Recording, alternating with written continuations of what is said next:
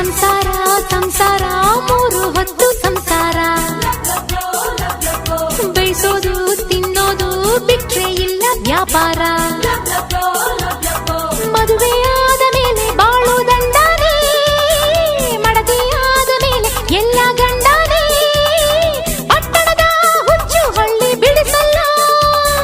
ಮುಂದೆ ನೋಡೋ ಪುಟ್ನಂಜ ಎಡವಿ ಗಿಡವಿ ಬಿದ್ದೀಯ ಯಾಕೆ ಅಜ್ಜಿ ಕಣ್ಮಂಜ ನಂಗೆ ಬುದ್ಧಿ ಹೇಳ್ತೀಯ ಎಂಟಿ ಈಗ ಹೆಂಗವಳೆ ಏನೇನ್ ಮಾಡ್ತಾವಳೆ